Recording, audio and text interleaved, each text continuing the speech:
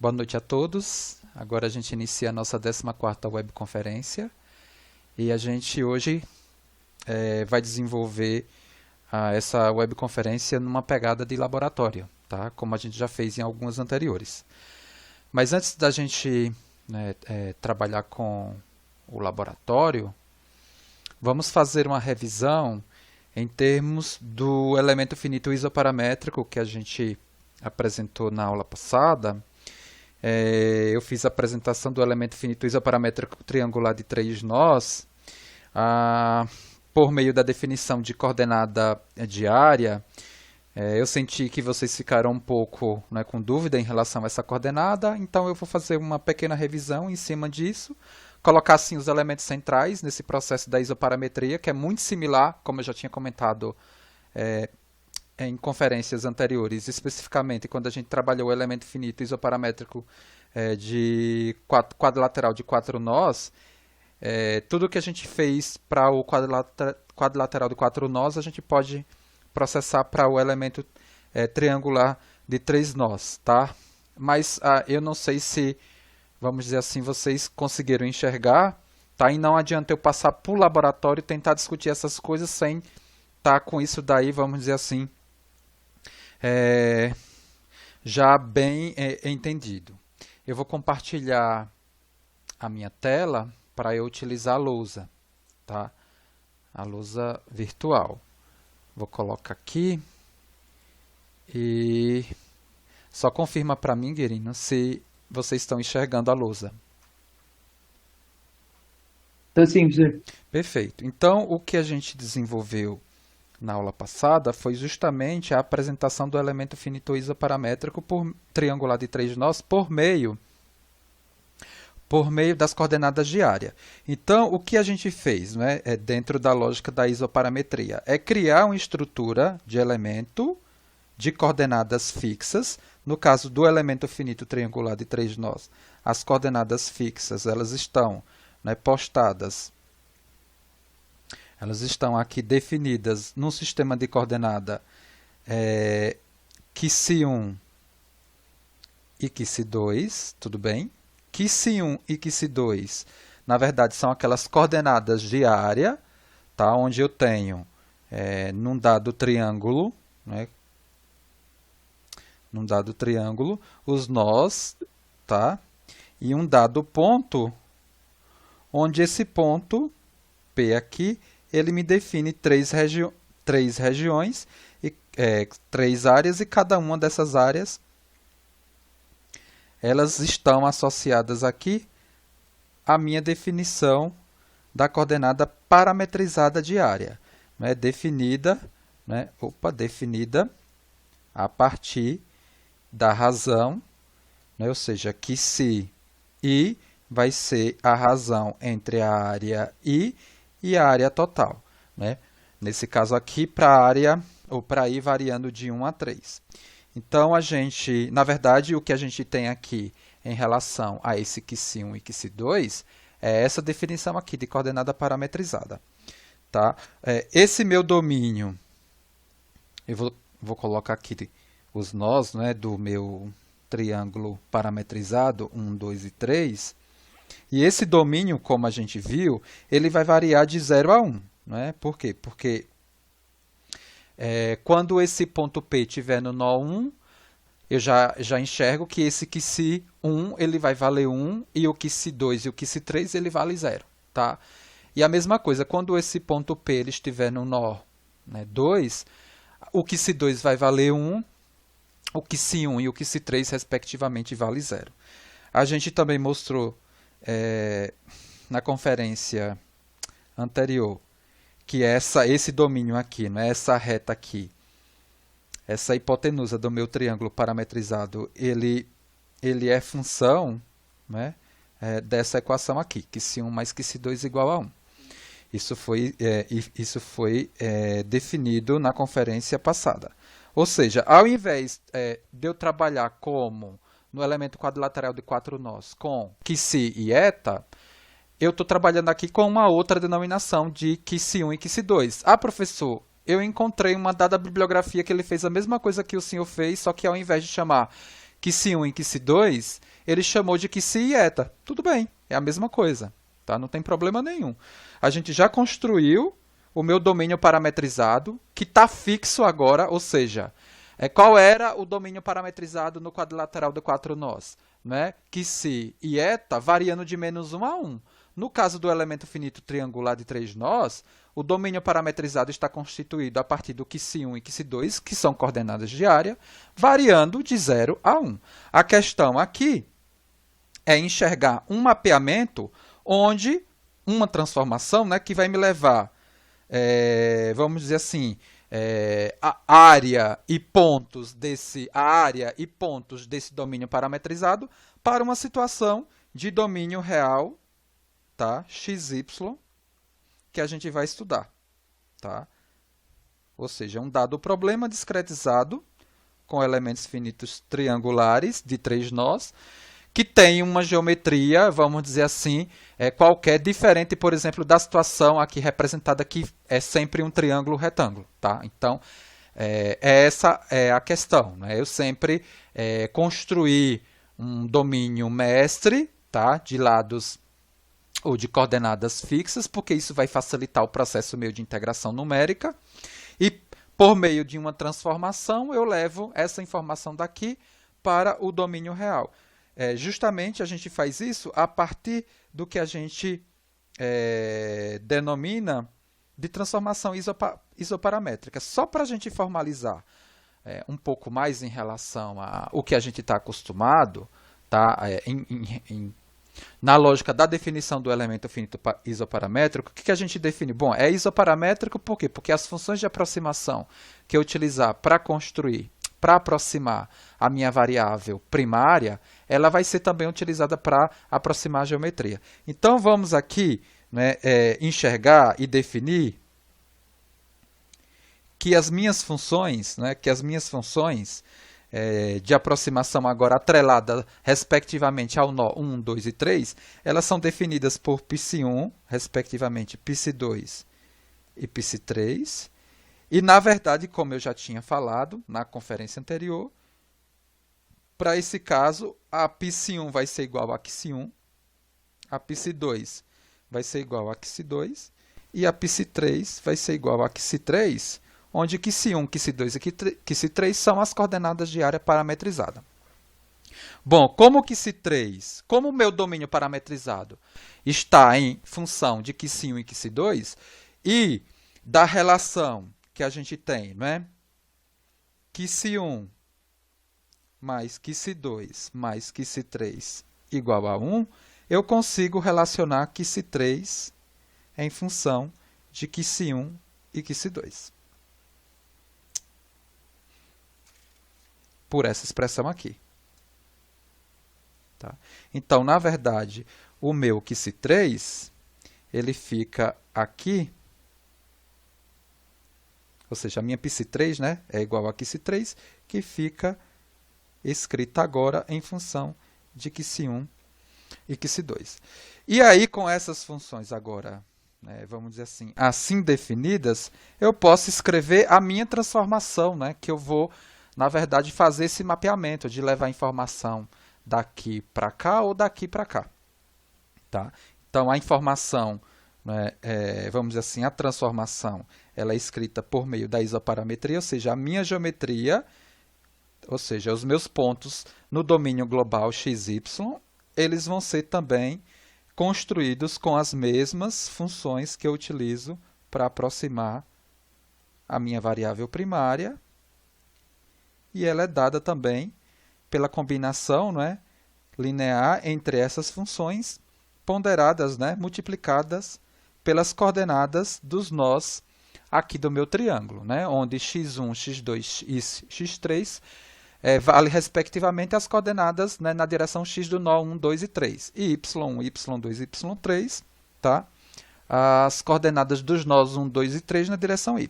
Então, y1 mais πc2, y2, mais πc3, y3.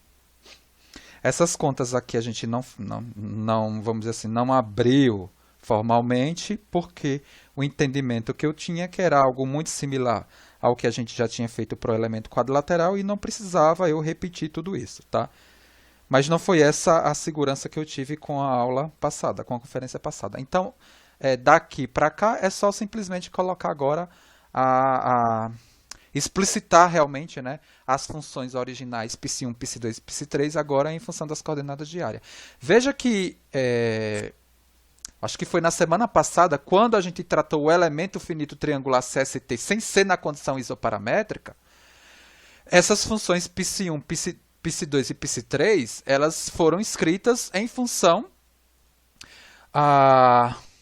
das coordenadas globais naquela lógica lá que a gente trabalhou em cima do triângulo de Pascal, né? A gente construiu uma função psi, que era quem? Que era um ax mais um by mais um c. Não sei se vocês lembram.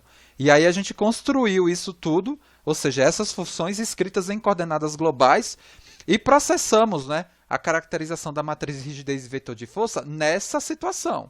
O que é que a gente está discutindo aqui? Então, por que eu estou fazendo a apresentação do processo de elementos finitos isoparamétrico aqui para o elemento finito triangular de 3 nós? É só por uma questão de formalização, né? Já que a gente fez para o quadrilateral de 4 nós, a gente está fazendo por triangular de 3 nós, para também apresentar essa questão das coordenadas de área, porque efetivamente, especificamente para esse elemento finito triangular de 3 nós, a gente não precisaria, vamos dizer assim, processar a integração numérica, por conta que os elementos, não é, que vão estar aqui, né, dentro, que vai compor, né, essa integral, né, que define as entradas da matriz de rigidez, elas, na verdade, vão ser representadas por uma função constante, não é isso? Porque se o elemento é triangular de 3 nós, as funções, né, elas são funções lineares e quando derivadas elas me representam uma constante. Então, como eu tenho justamente um operador diferencial associado a ela, tá? Aqui a matriz constitutiva de rigidez é uma constante, então tudo isso daqui é uma constante que vai ser tirada da integral e, na verdade, a integral aqui é a própria área do triângulo, que no caso, se for um triângulo retângulo, é muito fácil de calcular, né? E se for um triângulo qualquer, a gente calcula a partir do que a gente já tinha definido lá quando da apresentação do elemento finito triangular, não é? Sem essa condição da isoparametria. Não é? Então, a gente apresentou, não é? Deu, vamos dizer assim, uma expressão genérica de como se determinar a área, tá? A área de um triângulo qualquer de coordenadas, não é?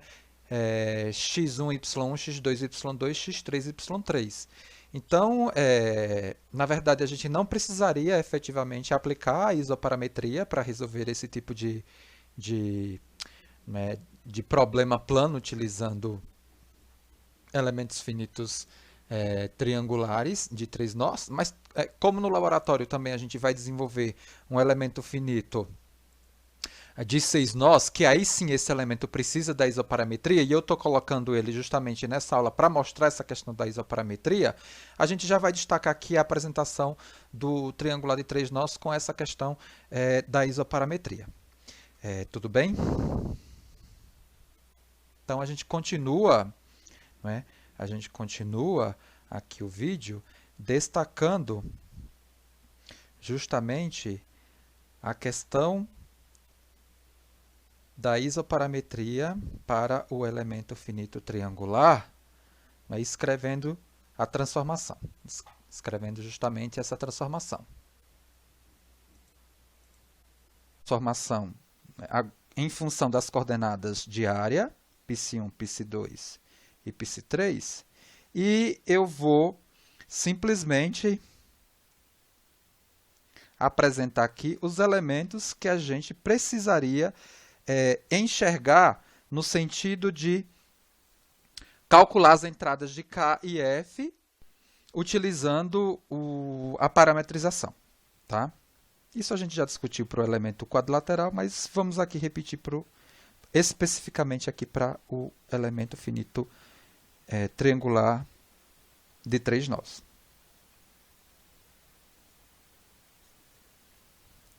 Olha só. Então, eu já escrevi aqui, né? Já escrevi aqui a minha transformação. E aí eu sei, né, que no problema plano, as entradas da minha matriz de rigidez, né, as entradas da minha matriz de rigidez elemental, elas vão ser compostas a partir de uma integral, né, no volume, em cima dessa cara aqui que a gente já desenvolveu. Né? A gente já sabe o que é a matriz B, genericamente, né? O que é a matriz φ, tá? E o que é a matriz D. Tá? Isso daqui é uma situação geral. Tá? O que é a matriz B? A matriz B é a matriz que guarda os operadores diferenciais no domínio global. Φ é a matriz que guarda as aproximações. Quais são as aproximações nossas no caso do elemento triangular?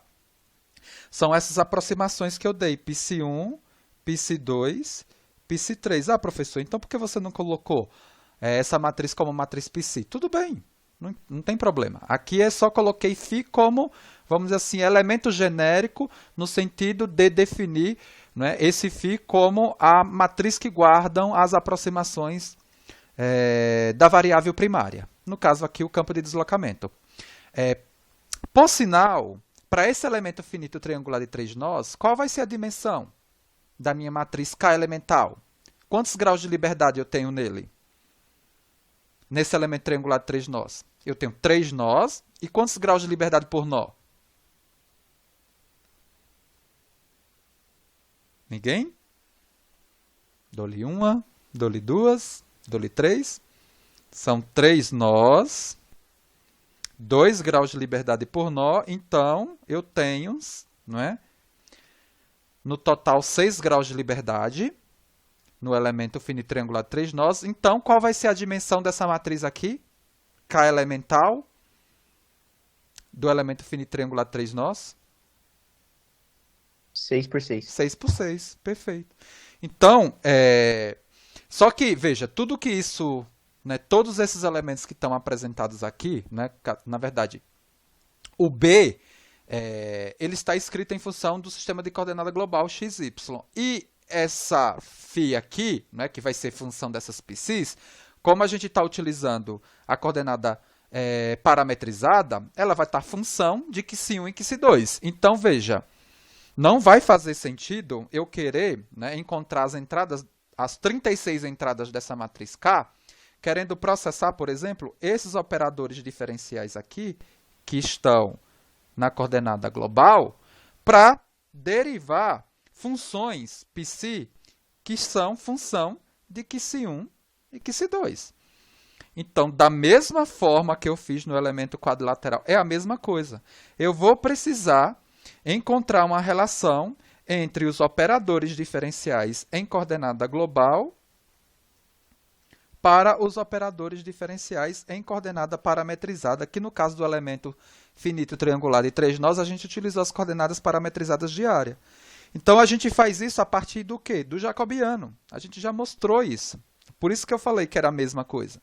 Então, na verdade, a gente vai ter essa relação, ou seja, a relação entre os operadores na coordenada parametrizada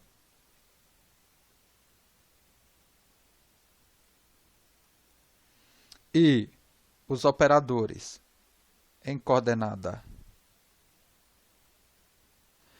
global, ela é dada a partir de quem? A partir da matriz jacobiana. Tá? E eu sei que a matriz jacobiana ela é dada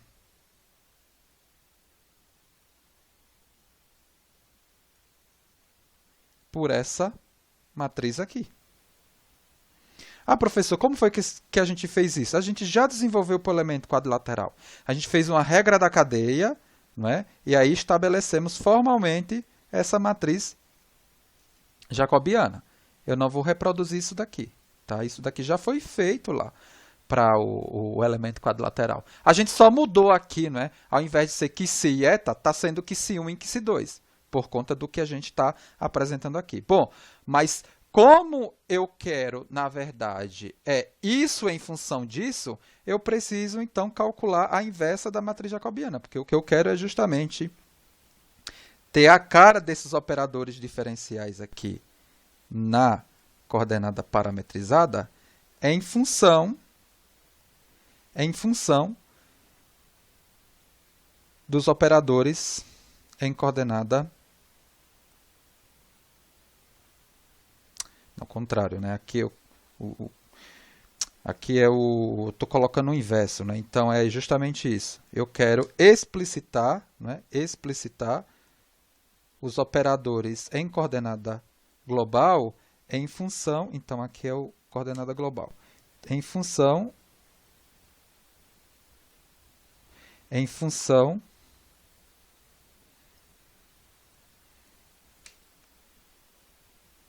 das coordenadas parametrizadas. Então, o que a gente quer justamente é colocar os operadores diferenciais em coordenadas globais em função dos operadores no domínio parametrizado. Por quê? Porque é justamente isso que a gente quer. Essa matriz B, com essa transformação, agora aqui, ó, né, eu vou ter condição de realmente aplicar um operador diferencial no domínio parametrizado para processar as derivadas dessas funções aqui que estão escritas no domínio parametrizado. E da transformação que a gente deu, é muito fácil calcular, não é? O del x del x1, o del x del x2, o del y del x1, o del y del x2. É muito fácil. Por quê? Porque a gente já tem o x e o y escrito em função de x1 e x2. Por exemplo, quanto é que vai valer o del x del x1? É só pegar essa função aqui e derivar em relação a x1. Vai ser x1 menos x3. Tudo bem, gente? Quem vai ser del x del x2? Vai ser x2 menos x3. Quem vai ser del y del x1? É y1 menos y3. E del y del x2 vai ser quem? É y2 menos y3. Se eu já tenho a função que relaciona um e outro pelo mapeamento isoparamétrico, essas entradas da matriz jacobiana elas são fáceis de calcular.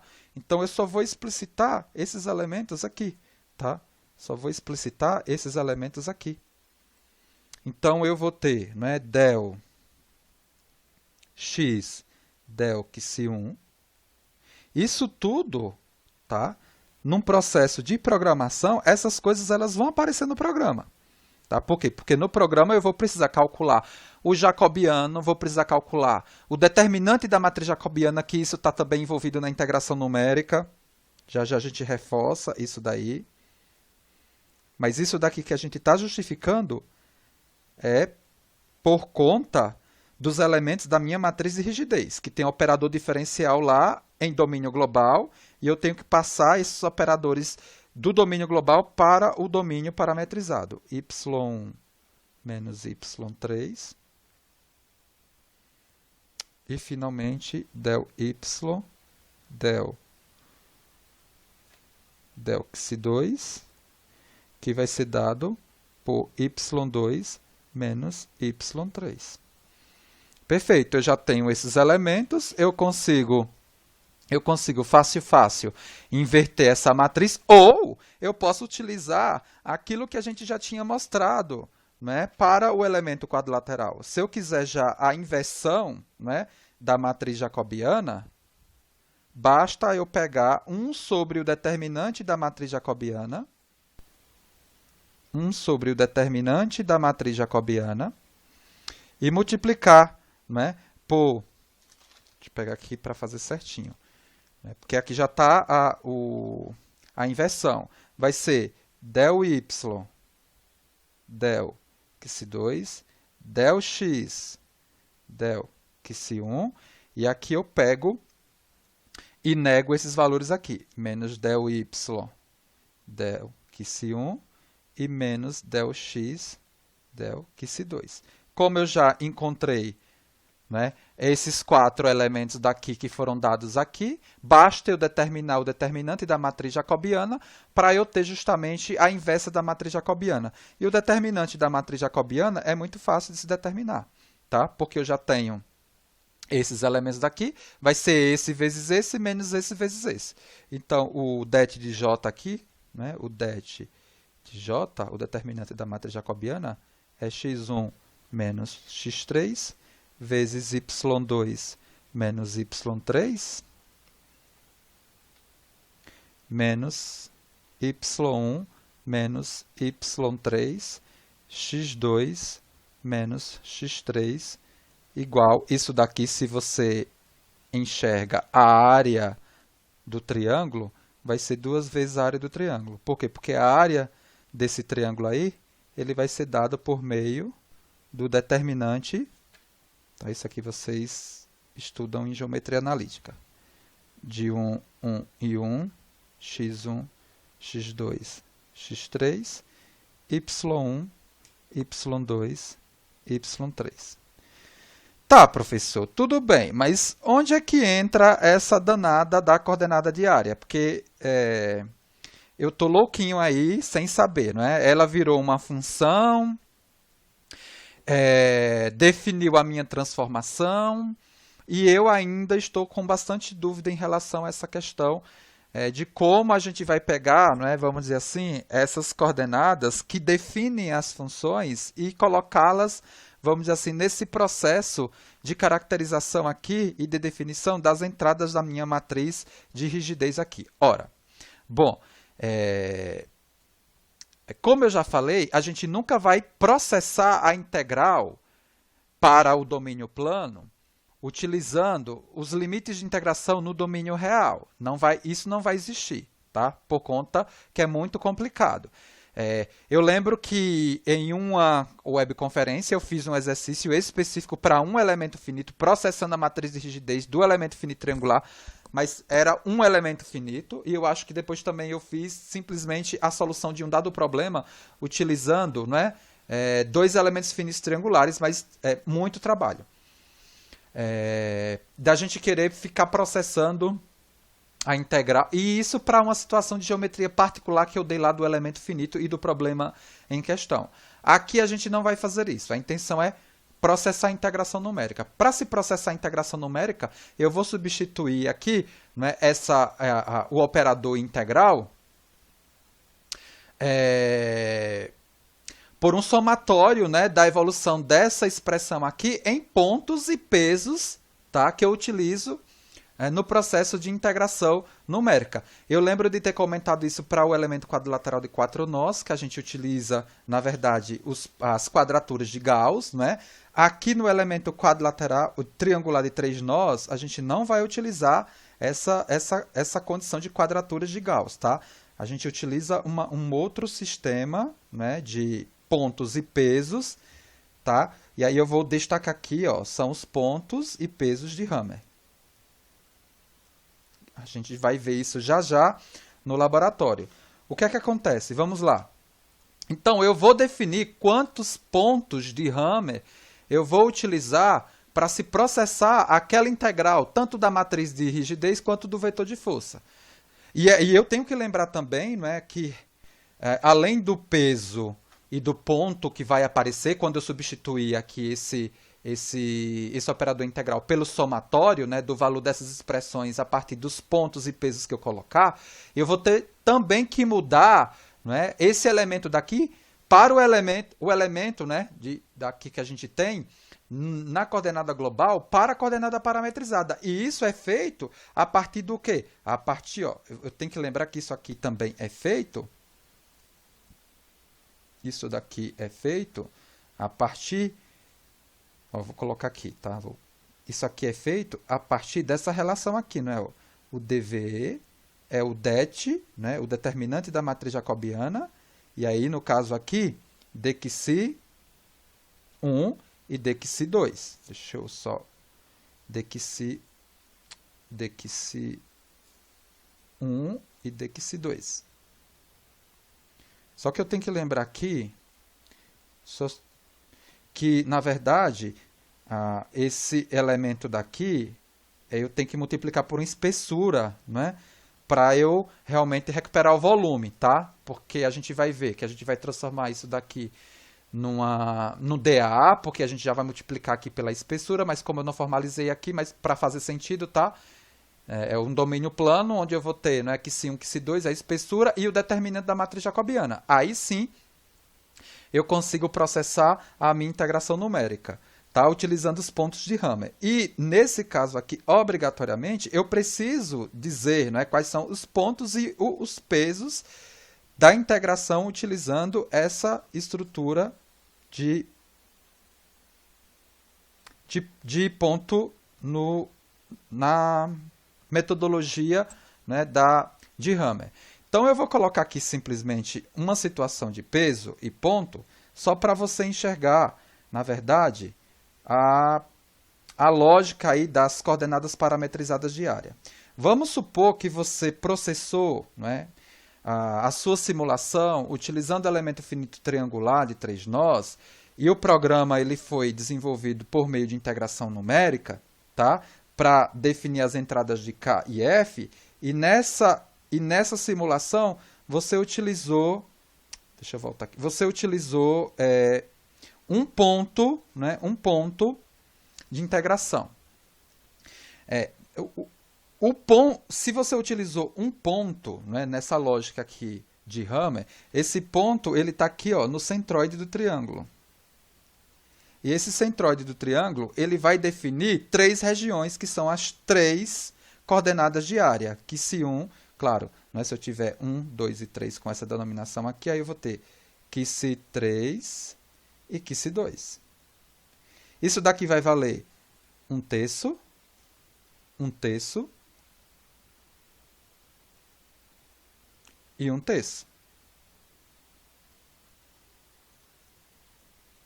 Então aí, os valores das coordenadas, que se 1, que se 2, que se 3.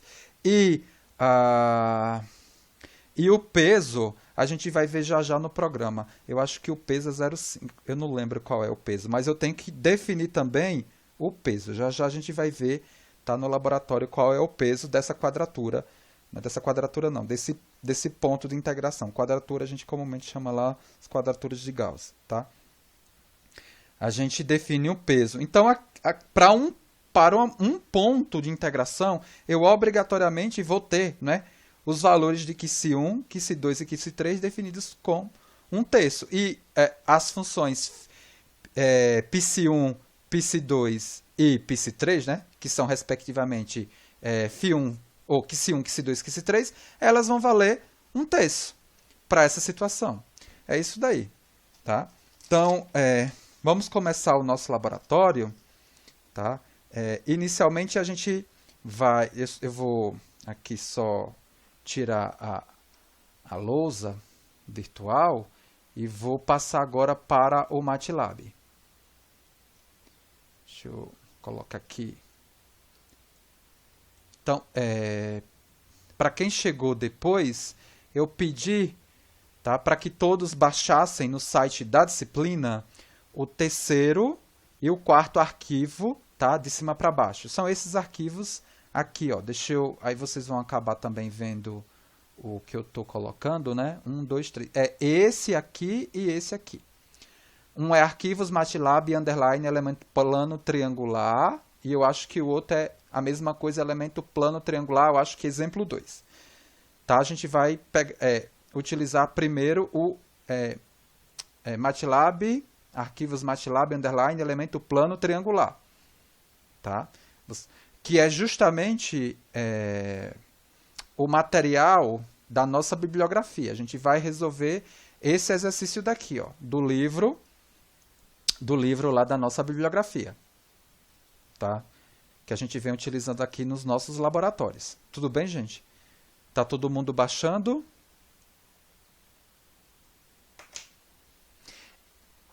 Infelizmente, né, o programa para análise de problemas planos, utilizando aqui o elemento finito triangular de 3 nós desse livro, ele não foi constituído a partir da isoparametria. Mas a gente vai mostrar um outro caso, que não é o elemento finito triangular de 3 nós, vai ser um elemento finito triangular linear, o de 6 nós, mas a gente vai utilizar ele aqui para mostrar isso. Tá?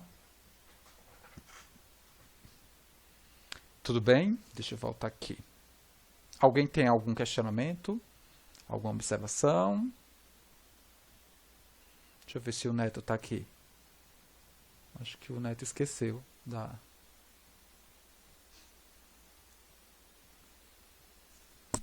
Posso iniciar? Ou espero mais um pouquinho?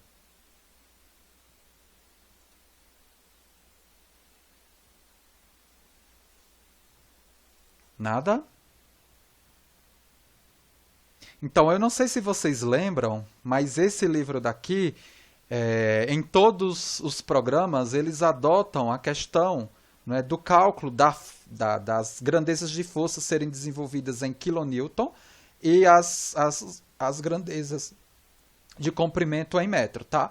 Então, lembrar isso daqui. Por quê? Porque ele aqui me dá, por exemplo, uma modelacidade de 210 gigapascal e a gente vai ter que colocar ele gigapascal, né, que é 10 a 9 newton por metro quadrado, mas ele dá em kilonewton. Então, vai ser 210 vezes 10 a 6, né? A kilonewton por metro quadrado. Vai ficar assim. E aqui o restante não. O restante ele já está na unidade que a gente que o programa está trabalhando. O que a gente vai fazer simplesmente é transformar, né, essa carga distribuída, né, por área em carga equivalente aqui nos nós. Tá? O que o programa fez aqui está diferente do que a gente comentou na teoria. Basicamente, vocês podem fazer em casa, vai dar a mesma coisa. Isso aconteceu também quando eu utilizei lá o programa do Neto, né, para simular aquele problema lá de viga utilizando o elemento finito quadrilateral de 4 nós. Eu até atualizei esse programa, eu não comentei na aula passada, porque a gente viu uma incoerência, né, no arquivo do SMES, né, do Neto com o que a gente rodou no MATLAB, e o Neto reviu o arquivo e enxergou lá um errozinho, e ele consertou, agora está coerente, eu atualizei ele também, tá? No site da disciplina. Ele está lá atualizado. E naquele exercício eu lembro da gente ter... deixa eu só colocar aqui de novo a lousa.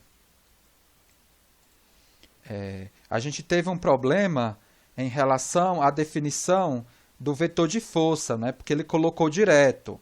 Mas eu falei, olha, gente, na verdade, o vetor de força elemental, para a situação quando eu tenho uma carga que é distribuída num dado contorno, eu tenho que obrigatoriamente, né, processar o integral nesse contorno, avaliando, não é?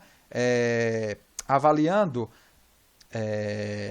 a definição desse vetor de força por essa conta daqui, não é? Ou seja, sei lá, eu não lembro como é que eu chamei, né? A força prescrita, né, tendo que ser ponderada, né, multiplicada pelas aproximações, tá? Por quê? Porque é a situação onde eu tenho carga uniformemente distribuída. Então, eu vou contabilizar o trabalho da carga externa a partir do integral, diferentemente quando eu tenho uma carga concentrada. Aí não, eu coloco direto. Mas o que ele fez lá foi simplesmente pegar essa carga distribuída num dado contorno, né, defini-la como uma carga concentrada e dividir a metade, né, metade para um nó, metade para o outro. Foi isso que aconteceu aqui também, ó. A mesma coisa aconteceu isso daqui também. Então você vai ver que esses 3.000 kN por metro quadrado, ele multiplicou pela área, que é quanto? Foi 3.000, né? 3.000 vezes a área de atuação é 0,25 vezes a espessura, que é 0,025, ó. Tá? A área, eu tenho a espessura aqui, ó. A espessura aqui, que é 0,025 vezes 0,25. Então, eu tenho essa área que, quando eu multiplicar por 300, vai me dar uma força de 18,75. Dividido por 2, vai me dar uma força de 9... Ó, tá vendo? Ó, que ele me deu uma força de 9,375 kN no nó e 9,375 kN no outro nó. Por quê? Porque a intenção é analisar esse problema utilizando dois elementos finitos triangulares. O que a gente vai mostrar aqui não é isoparametria, tá? Ele vai utilizar a estrutura de um elemento finito triangular, né, com essa característica aqui geométrica, que representa um triângulo retângulo, e as funções originalmente atreladas a elas são aquelas funções π1, π2, π3, não em função das coordenadas parametrizadas de área. Eu vou colocar aqui o caderno, de novo. São essas funções aqui, ó. Na verdade, o que esse programa vai me mostrar, tá, é algo que foi desenvolvido não com base no elemento finito triangular de 3 nós isoparametrizado, mas assim, ó. Ó. Deixa eu pegar aqui. Isso aqui a gente já fez. Tá? Foi esse elemento daqui. Então, a π1, π2, π3, ele tem essa cara daqui. Lembra? Ó? Tá? Então, é isso daqui. É esse CST que ele está fazendo. É essa situação particular. Um elemento finito, né, com um triângulo representado por essa característica aqui. Está definido por um triângulo retângulo. Tudo bem? Perfeito. Então, aqui a gente... nesse programa, o que a gente está fazendo é isso, tá? É utilizar essa situação. Não é um mapeamento isoparamétrico. Então, todo o programa ele foi feito nesse sentido. Perfeito? Podemos aqui avançar no laboratório. Já deu tempo de todo mundo baixar? Posso continuar? Sim ou não? Guerino? Perfeito. Então, vamos lá. Então, olha só. Qual é a situação de discretização? Deixa eu... Vocês estão vendo aqui o que eu estou compartilhando na tela, que é o próprio livro, né? Ele definiu aqui, ó, aquilo que eu tinha comentado, né? Força e comprimento, né? Força em quilonewton, comprimento em metro. E a incidência nodal da minha discretização, dada por essa forma. Então, o elemento 1, os nós 1, 3 e 4, nó IJM, e o nó 2, 1, 2 e 3. Vamos lá, olhar, ó. Vamos pegar aqui a discretização, né? Elemento 1, nós. Qual foi o elemento 1 que ele definiu? 1, 3 e 4. Então, o elemento 1 é esse daqui, ó. O elemento 1 é esse daqui e o elemento 2 é esse daqui. Como foi que ele definiu esse processo de discretização dele? Ou seja, nós denominados da esquerda para a direita e de baixo para cima, e a numeração de elementos de cima para baixo, 1, 2.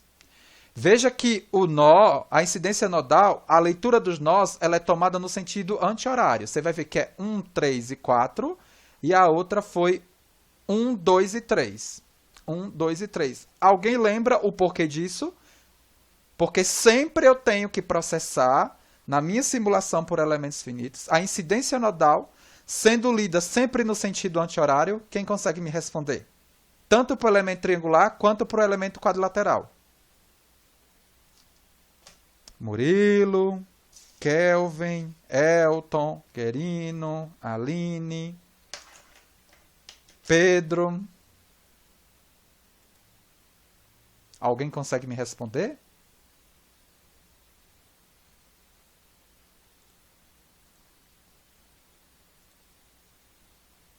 Não?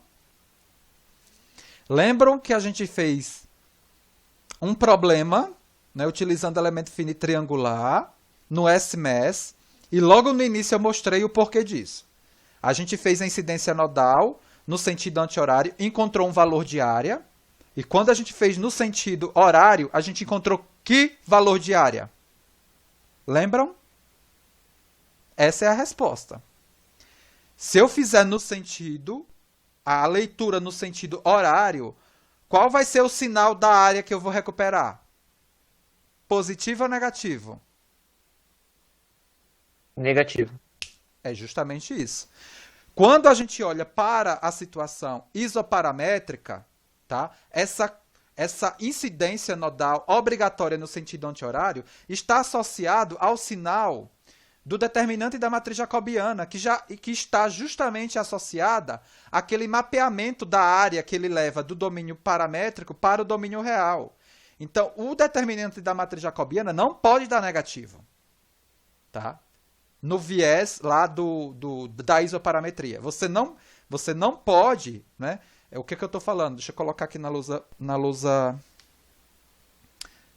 para ficar aqui formalizado. Então, o que eu estou comentando? Né? Ou seja, eu tenho que o meu dx dy, ele se relaciona com o dx1 e o dx2, vamos dizer assim, no caso do triângulo de 3 nós, a partir do determinante da matriz jacobiana. Ou seja, por meio desse escalar que eu pondero isso daqui e represento a mesma área daqui. Então, esse elemento aqui não pode dar negativo. E se eu pegar a incidência nodal horária, você vai recuperar o determinante da matriz jacobiana negativo. Tudo bem? A gente não tinha feito isso lá naquele exercício do SMS, mas já está vinculado à questão da área. Tá? Se você pegar e processar no seu programa que você fizer a incidência nodal hora-área, você vai encontrar a área negativa e não vai fazer sentido os resultados que você vai obter aí. Tá? Perfeito? Então está justificado aqui mais uma vez o porquê da incidência nodal e a leitura dos nós ser dada no sentido anti-horário. Então a gente começa a utilizar, veja, é muito similar, não é? Todos os programas dessa bibliografia eles são muito similares, né? Não é algo automatizado, a gente tem que ficar entrando, né, no MATLAB com as variáveis que essas subrotinas definidas aqui pelo autor, ele precisa para processar a matriz de rigidez elemental e o vetor de força elemental e depois fazer, na verdade, a montagem na matriz K global e F global e depois resolver. Então, como é um problema plano, elástico linear, com isotropia no meio, eu preciso entrar com o módulo de elasticidade e com o coeficiente de Poisson. Então, esse é o primeiro ponto. Então, aqui eu vou entrar com o módulo de elasticidade, valendo quanto? Da outra vez eu errei, né? Teve um aluno que eu coloquei 210, eu acho que 210, o valor acho que é a 9, eu não sei, 210 é a 6, tá? E o coeficiente de Poisson, dentro da definição de variável para isso que ele deu, 0,3. Então, entrei com o módulo de elasticidade e o coeficiente de Poisson. Então, assim, esse laboratório, né, especificamente esse exercício, com esse livro, ele é muito intuitivo. Mas é como eu comentei, não adianta você vir direto, por exemplo, para esse livro, sem ter o fundamento. Né, porque fica muito difícil. Na verdade, aqui eu tô fazendo aí um avançozinho, né? Porque eu teria que vir aqui na teoria do livro, né, onde ele dá, né, porque basicamente foi a teoria que a gente viu, tá vendo? Ó, o elemento finito triangular.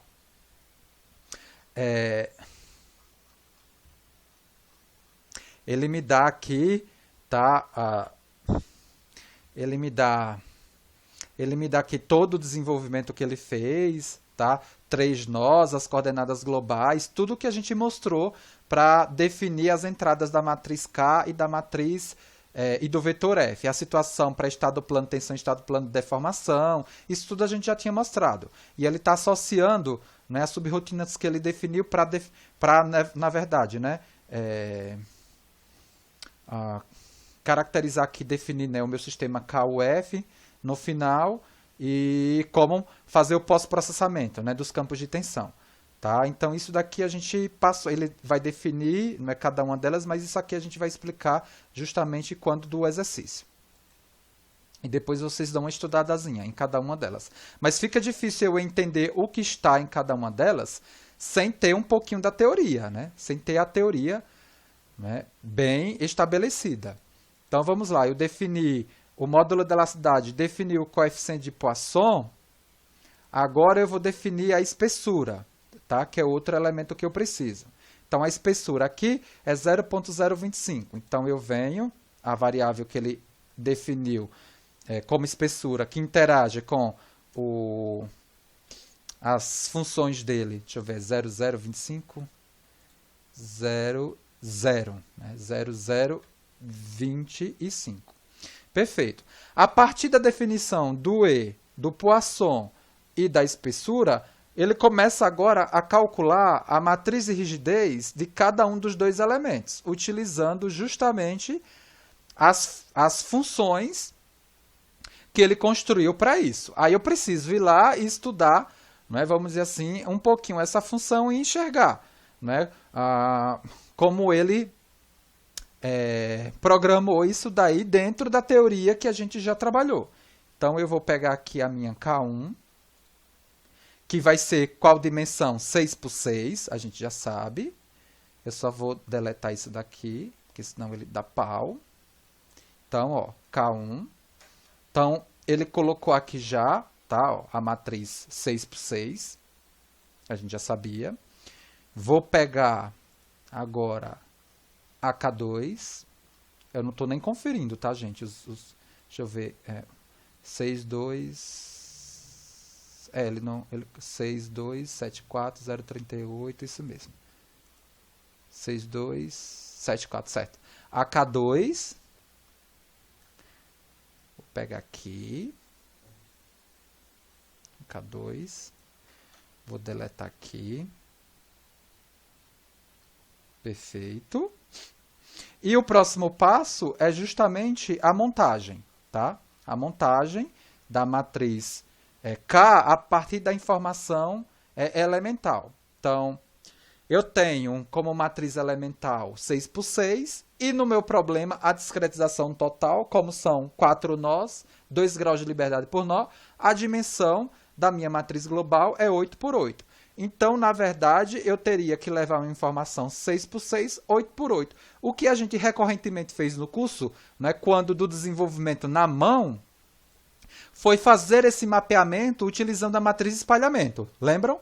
Aqui, essa ferramenta, ela utiliza uma outra estratégia. Vocês estudem aí um pouquinho. Então, o que ele vai fazer? Primeiro, ele vai definir essa matriz global, tá, como matriz K, e vai zerar todas as entradas. E depois, agora, nela, né, depois nela, ele vai utilizar aqui a subrotina de montagem, tá? Ou seja, você está observando aqui que na subrotina montagem, ele utiliza o quê? Né, como elementos de entrada, né, a matriz de rigidez elemental e a incidência nodal desse elemento. Tá vendo? Ele utiliza a incidência nodal desse elemento para poder mapear a informação local para global. Tá? Por quê? Porque dentro do que a gente já discutiu, né, e esse programa ele faz isso daqui. Né? Ele numera os graus de liberdade em ordem crescente. Por exemplo, ele não faz o que aquela outra estratégia de programa que a gente utilizou faz, que fazer a montagem da matriz global e depois reorganizar as entradas dessa matriz global para que, né, as primeiras linhas e colunas dela representem a parcela onde eu vou, né, onde está as condições de contorno essenciais que vão ser aplicadas. Esse programa aqui não é isso. Ele organiza os graus de liberdade globais aqui, crescentes, e vai, vamos dizer assim, aplicar as condições de contorno de uma forma forçada que a gente vai ver já já.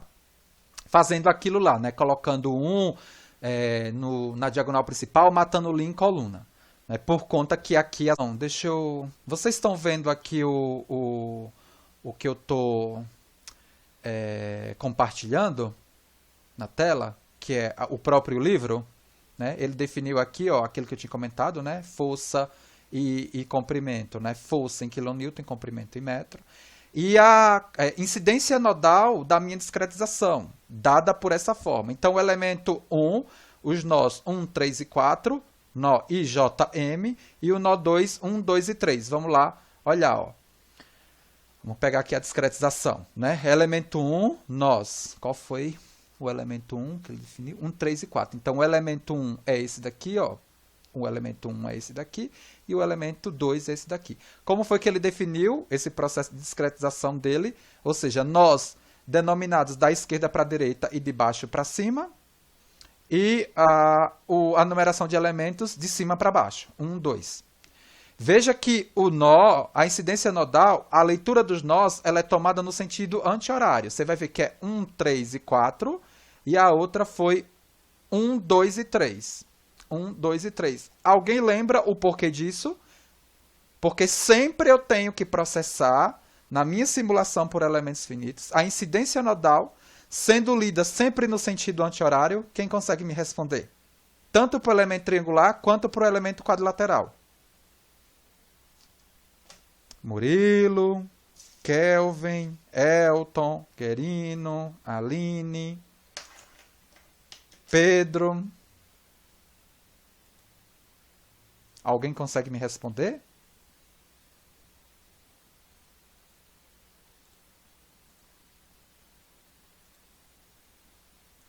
Não? Lembram que a gente fez um problema, né, utilizando elemento finito triangular no SMES, e logo no início eu mostrei o porquê disso. A gente fez a incidência nodal no sentido anti-horário, encontrou um valor de área, e quando a gente fez no sentido horário, a gente encontrou que valor de área? Lembram? Essa é a resposta. Se eu fizer no sentido, a leitura no sentido horário, qual vai ser o sinal da área que eu vou recuperar? Positivo ou negativo? Negativo. É justamente isso. Quando a gente olha para a situação isoparamétrica, tá? Essa incidência nodal obrigatória no sentido anti-horário está associado ao sinal do determinante da matriz jacobiana, que está justamente associada àquele mapeamento da área que ele leva do domínio paramétrico para o domínio real. Então, o determinante da matriz jacobiana não pode dar negativo, tá?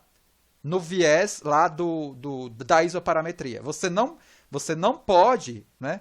O que eu estou falando? Deixa eu colocar aqui na lousa para ficar aqui formalizado. Então, o que eu estou comentando, né? Ou seja, eu tenho que, né, o meu dx dy, ele se relaciona com o dx1 e o dx2, vamos dizer assim, no caso do triangular de 3 nós, a partir do determinante da matriz jacobiana. Ou seja, por meio desse escalar que eu pondero isso daqui e represento a mesma área daqui.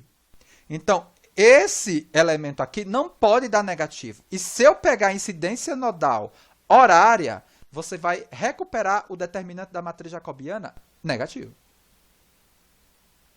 Tudo bem? A gente não tinha feito isso lá naquele exercício do SMES, mas já está vinculado à questão da área. Tá? Se você pegar e processar no seu programa que você fizer a incidência nodal horária, você vai encontrar a área negativa e não vai fazer sentido os resultados que você vai obter aí. Tá? Perfeito? Então está justificado aqui mais uma vez o porquê da incidência nodal e a leitura dos nós ser dada no sentido anti-horário. Então a gente começa a utilizar, veja, é muito similar, não é? Todos os programas dessa bibliografia eles são muito similares, né? Não é algo automatizado, a gente tem que ficar entrando, né, no MATLAB com as variáveis que essas subrotinas definidas aqui pelo autor, ele precisa para processar a matriz de rigidez elemental e o vetor de força elemental e depois fazer, na verdade, a montagem na matriz K global e F global e depois resolver. Então, como é um problema plano, elástico linear, com isotropia no meio, eu preciso entrar com o módulo de elasticidade e com o coeficiente de Poisson. Então, esse é o primeiro ponto. Então, aqui eu vou entrar com o módulo de elasticidade, valendo quanto? Da outra vez eu errei, né? Teve um aluno que eu coloquei 210, eu acho que 210, o valor acho que é a 9, eu não sei, 210 é a 6, tá? E o coeficiente de Poisson, dentro da definição de variável para isso que ele deu, 0,3. Então, entrei com o módulo de elasticidade e o coeficiente de Poisson. Então, assim, esse laboratório, né, especificamente esse exercício, com esse livro, ele é muito intuitivo. Mas é como eu comentei, não adianta você vir direto, por exemplo, para esse livro, sem ter o fundamento, né, porque fica muito difícil. Na verdade, aqui, eu tô fazendo aí um avançozinho, né? Porque eu teria que vir aqui na teoria do livro, né, onde ele dá, né, porque basicamente foi a teoria que a gente viu, tá vendo? Ó, o elemento finito triangular.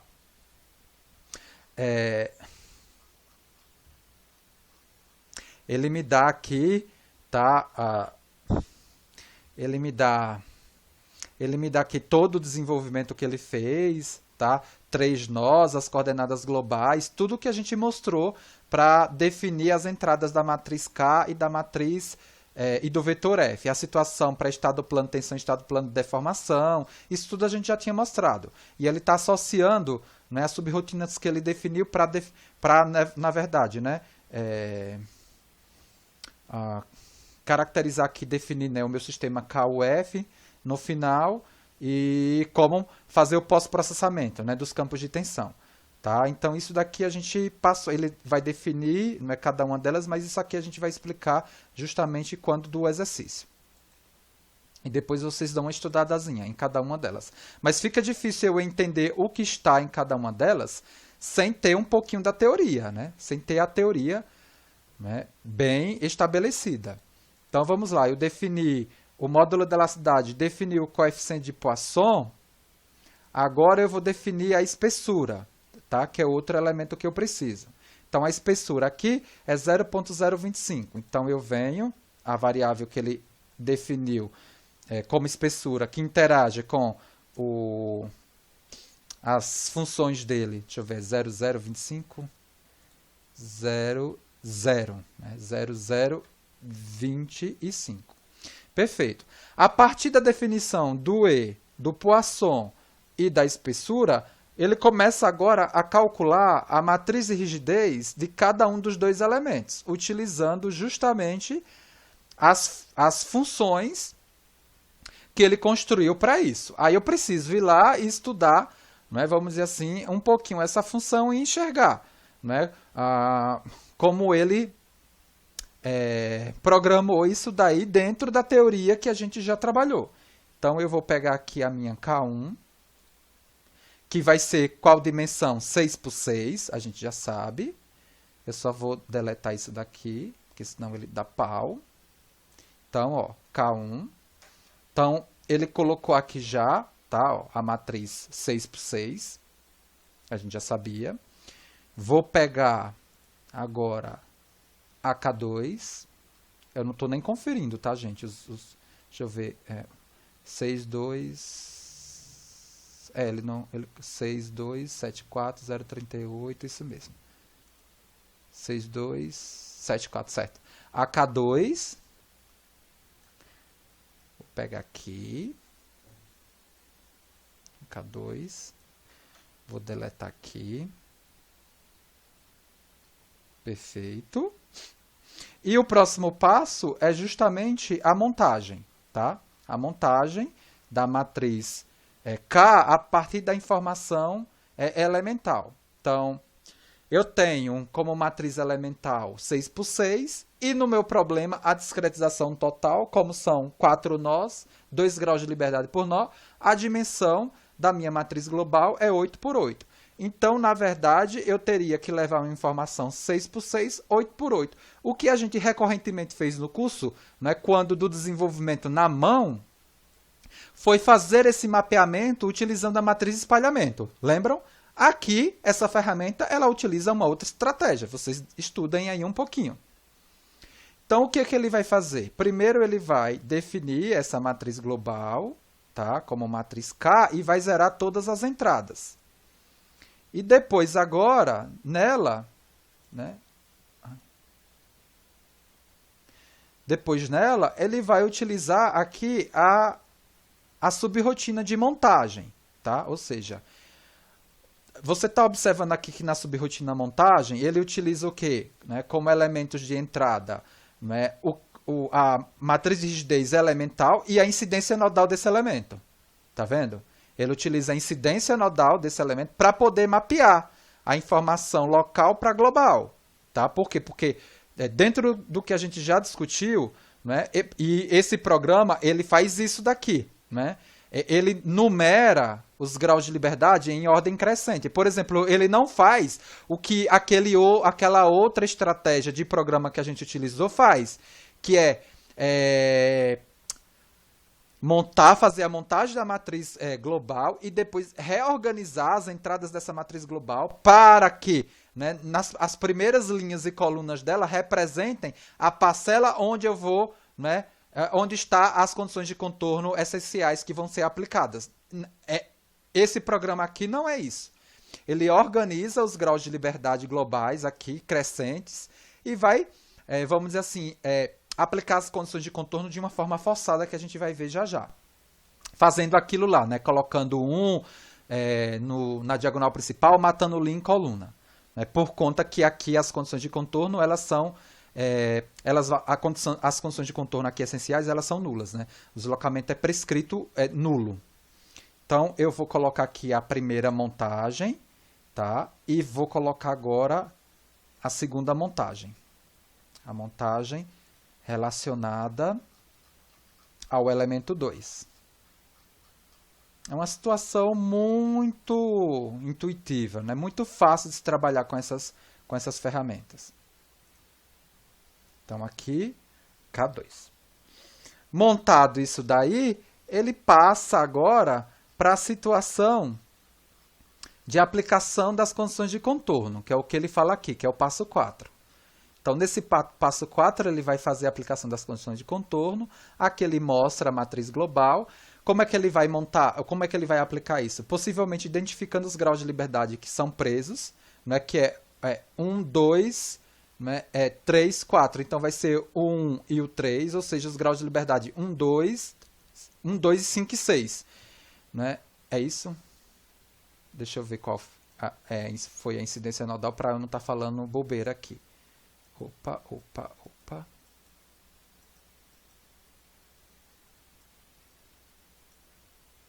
que ele está demorando tanto assim? Vamos para cá. Desce. Não tem tanta coisa assim, você...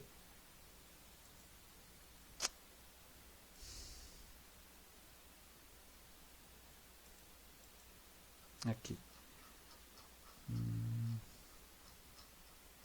Aqui. 1, 2, desculpa, é 1, 2, 3 e 4. Então, é o 1 e o 4. Então, na verdade, os graus de liberdade que ele vai prescrever é 1, 2, aí 3, 4, 5, 6, é o 7 e 8. Então, é 1, 2 e 7 e 8. Então, ele identificaria aqui, não é? O elemento da diagonal principal 1, 2, 7 e 8. Mataria linha em coluna. Eu vou aqui só... O que ele vai fazer aqui, ó?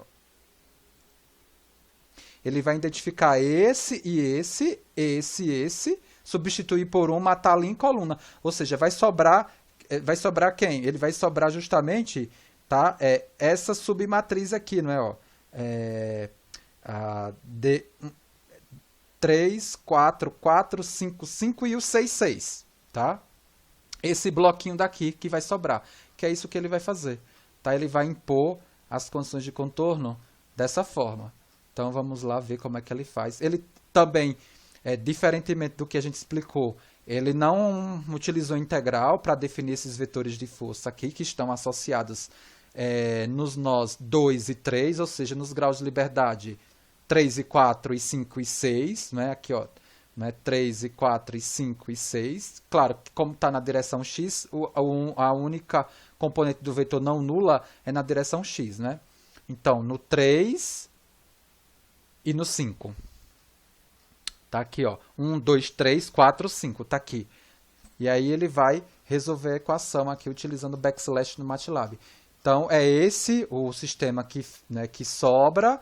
E agora ele vai mostrar como é que justamente ele trabalha em cima desse sistema, né, após a aplicação das condições de contorno. É esse sistema aqui, tá? Esse casinho, né? O casinho é o sistema após a aplicação das condições de contorno. Ele define o meu vetor de força, tá? Ele define o meu vetor de força aqui. E aí ele utiliza o backslash aqui do MATLAB, que está associado, né, à metodologia numérica de solução do sistema de equação linear, que é a eliminação gaussiana, para resolver o problema. Então, eu resolvo o meu problema, encontro o campo de deslocamento. Determinado o campo de deslocamento, ele atualiza o campo de deslocamento com... Agora ele vai começar o pós-processamento, né? Ele atualiza o campo de deslocamento agora com os graus de liberdade nulos, né? Que não entrou aí no cálculo do D, né? Após as condições de contorno, após a aplicação das condições de contorno. Então, agora eu tenho o vetor de deslocamento, né? Os 8 valores agora já com os nulos, tá? Perfeito. E ele vai começar a pós-processar, ou seja, determinar as reações de apoio. Ele calcula esse vetor aqui F, e as reações de apoio é justamente esse F menos as ativas, tá? Eu tenho que tirar as ativas aqui para ter as reações de apoio. Ele não deixa claro isso daqui, mas depois ele só observa esse vetor e fala, olha, na verdade as reações de apoio são esses valores aqui correspondentes justamente aos pontos onde eu tenho deslocamento nulo, né? Que é no 1, no 2 e no 7 e no 8. Tá aqui, não é? Os valores, tá? E aí os sinais, eles correspondem, tá, aos sentidos do sistema XY original, que foi X da esquerda para a direita e Y de baixo para cima. Perfeito? E agora ele vai pós-processar os resultados de tensão em cada um dos elementos. Aí ele define o vetor deslocamento nodal do elemento 1, então está aqui ó, o 1 do elemento 1, e ele vai fazer, né, agora a utilização dessa função aqui para pós-processar o campo de tensão. Antes ele também coloca o campo de deslocamento do elemento 2, e agora sim ele utiliza essas funções aqui embaixo. Só cuidado que eu acho que essa função aqui, ela está faltando um parâmetro. Se você pegar aqui ó, e colocar ela do jeito que está no livro, não vai dar certo. Ele vai dar um pau aqui. Ele vai dar um problema, tá vendo? Porque está faltando um parâmetro aqui. Se você for lá na teoria, eu acho que tem o valor de T aqui, que é da espessura que está faltando, né? Na teoria que eu falo é quando ele apresenta formalmente, ele abre, né? Ele explicita aqui essa subrotina daqui. Mas a gente consegue ver aqui, não é? Ó? Não é? Essa subrotina aqui, tá vendo? Ó? Linear Triangle Element Stress. Então, se você colocar ela aqui em evidência, deixa eu ver se ela aparece aqui.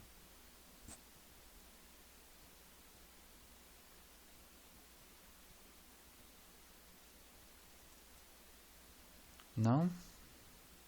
Ela apareceu agora.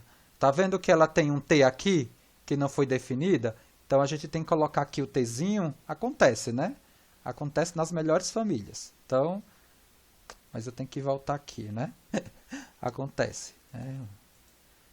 Então, a gente coloca o T e aí eu consigo agora realmente processar. Aí ele vai me dar o valor de sigma que ele obteve aqui, para o elemento 1 e para o elemento 2. Tá? Vou colocar aqui o sigma 2 e a gente só adiciona o meu Tzinho aqui e consegue definir o sigma para o elemento 2. Perfeito? E aí depois vocês podem explorar, né, essa ferramenta para resolver esse outro exercício aqui que ele me dá. Ele me dá também uma outra situação aqui, que é calcular as tensões principais. Vamos colocar aqui, né? Ou seja, ali eu calculei sigma x, sigma y e tal xy, e com essas tensões principais eu vou calcular sigma 1 e sigma 2, tá? Ele consegue calcular sigma 1 e sigma 2 aqui para essa situação. Aí depois vocês enxergam se faz sentido ou não. Eu não vou fazer essa discussão aqui agora porque eu quero gastar um pouco mais de tempo com o nosso segundo exercício aqui do laboratório, porque eu já estou vendo que já tem 1 hora de aula e aí eu não sei, eu teria que dar um tópico que seria erros, mas se não der tempo hoje, a gente tem mais uma ainda webconferência, dá tempo de falar tranquilamente sobre, né, o tópico de erro. Mas vamos ver se a gente consegue trabalhar hoje ainda esse tópico, que não é tão assim complicado. Perfeito, gente? E aí vocês podem continuar depois, né, utilizando essa ferramenta para resolver, né, esse outro exercício, tá? Que é uma chapa. Deixa eu abrir aqui e aí ele vai. Deixa eu abrir aqui, que é esse aqui, arquivos MATLAB, elemento plano triangular, exemplo 2. Tá? Eu vou abrir qualquer coisa aqui para ele mudar o diretório, processar ele, mudar o diretório e a gente discutir. Na verdade, a gente tem vários programas com várias subrotinas aqui, né, que foram desenvolvidos para resolver um problema que eu vou descrevê-lo na lousa virtual. Deixa eu só rodar ele aqui e para ele mudar o diretório e ok. Então, eu vou aqui desenhar o problema que a gente vai analisar. Deixa eu pegar ele aqui bonitinho. O problema que a gente vai analisar agora é uma viga. Vamos dizer assim, esse laboratório vai acabar ajudando você no processo de solução aí, né, de desenvolvimento do trabalho final. Então, o que eu tenho aqui para analisar é uma viga, tá? É uma viga.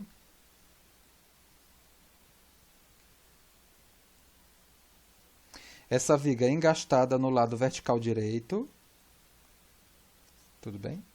Eu tenho o sistema de coordenada dela, né, postado dessa forma aqui. X, né, na linha neutra da viga, né, e o Y, esse programa, ele fez toda a estrutura, né, com Y positivo. Eu tenho, né, uma espessura aqui da minha viga, que eu já vou dar já, né, na verdade aqui eu tenho isso daqui.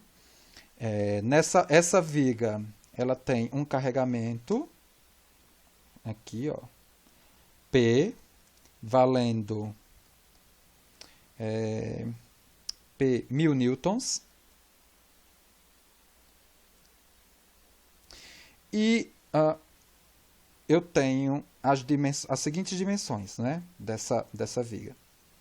Eu tenho essa dimensão aqui valendo 60 milímetros.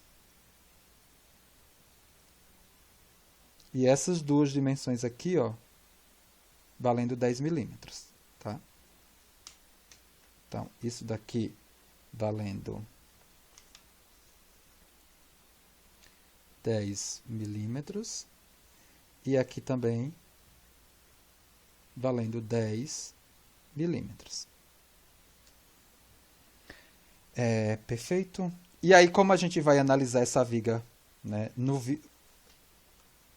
viés da elasticidade plana, eu preciso, tá, definir o coeficiente de Poisson, que é 0,3, e o módulo de elasticidade do 20.000. Agora eu estou esquecido qual foi a unidade. 20.000, eu acho que ele deu, foi 20.000 MPa. Porque MPa né, 1 MPa é Newton por milímetro quadrado. Por quê? Porque esse programa que a gente vai trabalhar, todas as forças elas precisam ser caracterizadas em Newton e todas as unidades de comprimento em milímetro. tá? Tá. Então, aqui 200 mil, né? Deixa eu ver. Isso, 200 mil é MPa, porque um MPa já me dá em Newton por milímetro quadrado, já é 1 Newton por milímetro quadrado. E a única informação que falta assim, ser colocada aqui é a espessura, que é 5 milímetros.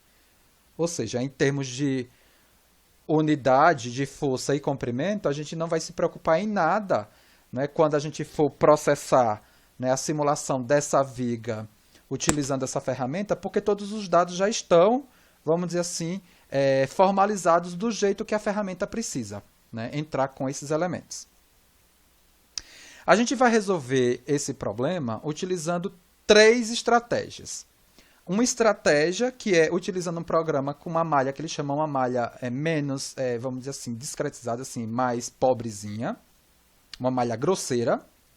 Um programa que você vai conseguir automatizar, vamos dizer assim, dinamicamente, fazer várias simulações utilizando vários níveis de malha, mais grosseira, mais refinada. E aí, finalmente, mostrar o elemento finito triangular com a condição da isoparametria, mas infelizmente não vai ser o CST, vai ser o elemento finito, o linear, não é? Que na verdade é o elemento finito triangular de 6 nós, mas eu só quero fazer a apresentação, né, dos elementos que a gente apresentou no início dessa webconferência para a gente enxergar, né, onde vai estar o cálculo do jacobiano, onde vai estar o cálculo do determinante da matriz jacobiana, no ponto de Hammer, no caso aqui, a gente vai ver tudo isso lá nas subrotinas. Então, a primeira simulação que a gente vai fazer, a gente vai utilizar uma discretização com 24 elementos e 21 nós. A gente vai fazer o quê? Na verdade, a gente vai pegar essa viga, né? Vou colocar aqui, tá? Só para adiantar. Vai pegar essa viga e dividir aqui em x em 6 divisões, assim, 1, 2, 3, 4, 5, 6 divisões, de igual comprimento, tá? Aqui não tá de igual comprimento, mas teria que ser de igual comprimento. E aqui em 2 divisões. E como é que esse programa ele trabalha com a definição de nós e de elementos? Veja, cada programa ele tem uma estratégia. Cada programa ele tem estratégia. Esse autor aqui, ele trabalhou com a seguinte lógica. Os nós, eu vou começar a numerar de baixo para cima. 1, 2, 3. E da esquerda para a direita. 4, 5, 6 e vai. 7, 8, 9. Gente, para utilizar um programa de uma outra pessoa, eu preciso saber qual é a lógica de discretização que esse, né, autor, que esse programador, que esse cara fez. Sem isso, eu não consigo trabalhar em cima desse programa no sentido de gerar arquivos de entrada de dado para que o programa possa ler e rodar e fazer análise. Não adianta. É a mesma coisa, para eu mexer no software comercial, eu preciso entender da filosofia de trabalho desse software comercial, senão eu não consigo alimentar janelinhas lá, tá? 7, 8, 9, 10, 11, 12, 13, 14, 15, 16, 17, 18, 19, 20, 21. E os elementos triangulares, ele definiu da seguinte forma, ó. Ele mapeou, né, a discretização da seguinte forma, ó. Ele discretizou aqui. A primeira situação é essa malha, tá? Que ele está definindo, e é a malha que ele está chamando de malha, vamos dizer assim, pobre. E ele denominou aqui os elementos da seguinte forma, foi de baixo para cima, da esquerda para a direita. Então, os elementos também foi assim, ó, 1, 2, 3, 4, 5, 6, 7, 8, até o elemento 21, 22, 23 e 24. Alguém teria coragem de resolver esse problema fazendo na mão? Impossível, né? Qual é a dimensão da matriz K aí? desse problema com essa malha dita grosseira. Eu tenho 21 nós. Eu tenho quantos graus de liberdade por nó? 2. Então, Dois. esse problema teria qual a dimensão da matriz K? 42 por 42. 42 por 42. Impossível. Né? Impossível. Não tem como. Tá? Isso tem que ser, né, analisado, né, utilizando uma ferramenta. Então, vamos lá. Então, o que eu vou trabalhar aqui, deixa eu só tirar esses... a primeira, assim, nessa pasta, eu estou com várias subrotinas, vamos dizer assim, que trabalham com vários programas principais. Né? A gente vai ter 3 programas principais. O primeiro programa é esse CST, né, que é o Constraint Stress Triangle Plane Stress, que esse programa, tá vendo, utiliza o elemento triangular de 3 nós para análise estática de problema bidimensional. Deixa eu ver se esse aqui é com esse aqui. Não. É isso. O primeiro que a gente vai trabalhar, desculpa, é esse aqui, tá vendo? É o CST. O CST, esse CST aqui, que é com malha grosseira. Tudo bem? Tá vendo? Ó. Então, deixa eu ver se esse é o programa principal ou se é esse CST aqui, Plane Stress. Se é o programa principal associado a esse...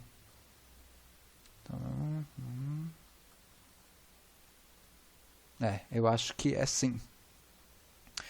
O que é que acontece? Tá vendo?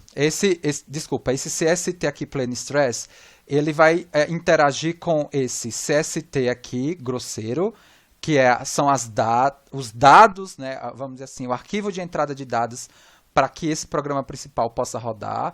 Eu vou fazer leitura de pós-processamento nesse CST Course Mesh aqui, Results, tá? Nesse arquivo TXT. E aqui a gente tem já as subrotinas que esses programas principais que eu vou trabalhar, ele precisa para poder rodar. Veja que vamos ver aqui nesse arquivo de dado aqui desse problema, que ele vai apresentar justamente essa situação que eu acabei de apresentar, de particularizar aqui na lousa, que são esses 24 elementos, 21 nós, tá? Então vamos lá. Então, eu tenho aqui, tá vendo? Ó, número de essa variável. Depois vocês estudam. Só vou colocar aqui de forma bem rápida, para a gente não ficar chato, né? A aula. Então, eu tenho aqui, nessa variável que define o número de nós, são 21 nós, são 24 elementos. Eu tenho 3 nós, né, por elemento, que é um elemento finito triangular de 3 nós. O número de graus de liberdade por nó, que são 2. E aqui ele começa a fazer algumas continhas, tá? Veja que ele entra, né, nessa variável geometria com as coordenadas de todos os nós para o sistema de coordenada que eu coloquei. O XY, né, ó, o XY aqui, ó, né, no nó 2. Então, o XY, o nó 2, possivelmente para essa situação, ele vai ter coordenada 0, 0, que é o que está aqui, ó, o nó 2, 0, 0. E assim vai. Tá? Veja que eu tenho coordenada aqui negativa, né? Por quê? Porque justamente eu fiz isso, né? Coloquei o x, né, da esquerda para a direita e no caso o y de baixo para cima. Então esse nó 1 aqui está na região negativa do y definido aqui como origem. Tá? Então tudo que ele escreveu aqui, né, no braço, na mão dos 21 nós, foi para essa discretização. Aí ele me dá conectividade, tá? Incidência nodal, elemento 1, né, ó, elemento 1, tá? Ele me deu, não é 4, 2, 1, ou, não, 1, 4, 2, ele me deu 1, 4, 2, mas veja que poderia ser 4, 2, 1, não tem problema nenhum. Só que, obrigatoriamente, a incidência nodal, você vai ver também que está aqui no sentido anti-horário, e a gente já explicou o porquê, tá? A gente já explicou o porquê. Então, ele vai me dar toda a incidência nodal aqui dessa malha. Me colocou aqui o módulo de elasticidade, né? 200 mil aqui em MPa, que está Newton por milímetro quadrado. O Poisson, a espessura em milímetro. Aí aqui, tá vendo, ele tem uma variável que vai ser alimentada por essa subrotina daqui, né, por essa função aqui. É uma função que calcula a matriz, né, vamos dizer assim, constitutiva de rigidez para estado plano de tensão ou deformação. Nesse caso aqui é estado plano de tensão. Ele aplica as condições de contorno, tá? E aí ele vai fazer contagem dos graus de liberdade, né, que são livres, ou seja, aqueles que eu vou precisar calcular. E aí ele utiliza aqui a aplicação das cargas, né, da carga, né, menos 1000, porque o y está para cima e a carga está para baixo. E acabou. É basicamente isso. E eu rodo, vamos dizer assim, esse problema com essa malha mais, né, grosseira, escrita dessa forma, utilizando esse programa principal. Tá vendo aqui? Ele me define as variáveis globais, ele pega o arquivo de saída e escreve os resultados, tá? Ele pega o arquivo que ele vai processar, né, os resultados, e aí ele me resolve aqui, tá vendo? Que aqui eu tenho aqui a matriz de rigidez global. Alguém consegue identificar, tá vendo aqui, ó, a matriz de rigidez elemental? Olha aqui o que ele me faz, olha. Ele coloca espessura, né, vezes área, vezes uma BE transposta, vezes uma DE, vezes uma BE. Isso daqui, o que é que me explica? Possivelmente o que é isso daqui? Já é a integral da B vezes a φ transposta, vezes a D, pós-multiplicando, né? Pós-multiplicada pela B vezes a φ. Estão entendendo o que eu estou falando? Essa parcela daí, ó, no programa, é isso daqui, ó. Deixa eu voltar aqui só para utilizar a lousa virtual e destacar isso aqui para você, ó. Isso daqui que eu, né, destaquei, é isso daqui que ele está calculando, ó. A integral da área, é a própria área do triângulo, né, vezes a espessura me dá o volume, e aí ele chamou esse B do B multiplicando a φ, transposta, vezes o D, que ele chamou de DE, tá? E aí eu tenho que identificar essas coisas aqui no programa, tá aqui. E aí ele resolveu o problema, né? Utilizando o backslash também aqui do MATLAB. Então, e aí depois vocês dão uma olhadazinha aqui no restante do programa. Então eu vou rodar essa subrotina, ou esse programa principal, e a gente vai ver aqui o que é que ele me retorna, né, como resultado. Resolveu o problema. Ele já resolveu aqui. Eu tenho a figura, né, me mostrando a distribuição dos campos de tensão. Mas eu posso, além disso, além do resultado, veja que é tensão constante, porque esse elemento é um elemento triangular 3 nosso que é de deformação constante, então você, por tabela, vai ter tensão constante. Mas eu posso pegar aqui, ó, o arquivo txt e enxergar o cálculo do campo de deslocamento e o resultado de tensão, que é isso daqui que eu quero trabalhar com vocês, né? Mas se eu quisesse enxergar, por exemplo, alguma coisa aqui, eu posso, sei lá, ó, veja que o sigma aqui é a variável que ele guarda os campos de tensão. Está aqui, ó, no 24º elemento, o que eu estou tendo de sigma x é 9,3738 vezes 10 a 1, sigma y e tal xy. Tá? É esse resultado daqui que eu tenho de tensão que está mostrado aqui no results, tá? Olha aqui, ó, 9,3738 vezes 10 a 1. Vamos analisar esse resultado, porque tem muito aluno que está fazendo o trabalho e está me falando assim, professor, estou fazendo, mas não está me dando resultado bom. E aí eu quero discutir isso com vocês. Olha só, vou para a lousa virtual. Esse problema daqui é um problema que você pode, né, encontrar a solução dele pelo que você aprendeu em mecânica dos sólidos, né? E para esse problema daqui, eu tenho que a solução, né, que você aprendeu lá em mecânica dos sólidos é uma solução muito próxima da solução da teoria da elasticidade, por conta das dimensões aqui do meu problema. Então, eu sei lá da mecânica dos sólidos que a estimativa de tensão normal, agora sim, eu vou colocar aqui para esse sistema de coordenada. Para esse sistema de coordenada, é a função momento fletor negada sobre a inércia vezes a posição y da minha seção transversal, que eu quero calcular o valor da tensão normal. Vamos fazer a estimativa de tensão normal por essa expressão daqui, utilizando a seção x igual a 60, né? Na posição x igual a 60 milímetros, ou seja, no engaste. Então, para eu fazer isso, eu preciso calcular a função momento fletor, né? Ou seja, o momento fletor aqui no engaste. Ou seja, se eu quiser, eu não preciso nem me preocupar com os sinais aqui, mas eu vou colocar os sinais só para fazer sentido com a física do problema. Veja, eu estou com uma viga que está engastada na direita e uma carga de cima para baixo. Essa, né, ó, eu vou calcular o y, né, o y no valor positivo de 10, ou seja, na fibra superior da viga. Para esse carregamento, o σx aqui nessa fibra superior, ela vai ser o quê? Tração ou compressão? Para a carga aplicada. E vai ser tração. Então, eu sei que tudo vai ser tração. Ou seja, o σx aqui que vai me dar tem que ser tração. Possivelmente, o momento fletor que eu calculo aqui, ele tem que ser negativo. Por quê? Porque menos com menos dá mais, e aí o y é mais, a inércia é positiva, e eu saio com a tensão normal de tração. Então, eu já sei que o momento fletor aqui vai me dar negativo. De que valor? O valor que vai ser aqui do momento fletor é justamente a reação de momento aqui dado pelo engaste, que é justamente quem? O P vezes o 60. Então, qual é o valor do momento aqui?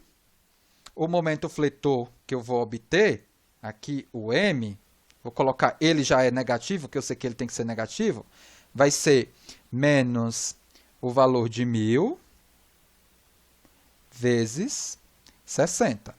Isso daqui me dá 60, 1, 2, 3, Newton milímetro. Como é que eu calculo a inércia? Deixa eu tentar apertar aqui para a gente não mudar de página. Mas se der problema, a gente muda. A inércia em Z, para esse problema... Veja, a seção transversal aqui dessa viga é o quê? Um retângulo. De base valendo a espessura e de altura valendo quanto? 20. Né? Então, fica muito fácil de calcular a inércia. Né? No eixo Z centroidal, né? No eixo Z, né?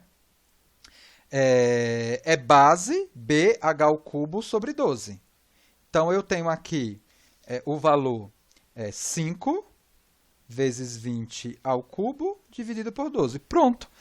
E o y, onde eu quero calcular a tensão normal, eu já tenho, que vale 10 milímetros. Eu vou usar a outra página só para formalizar essa conta.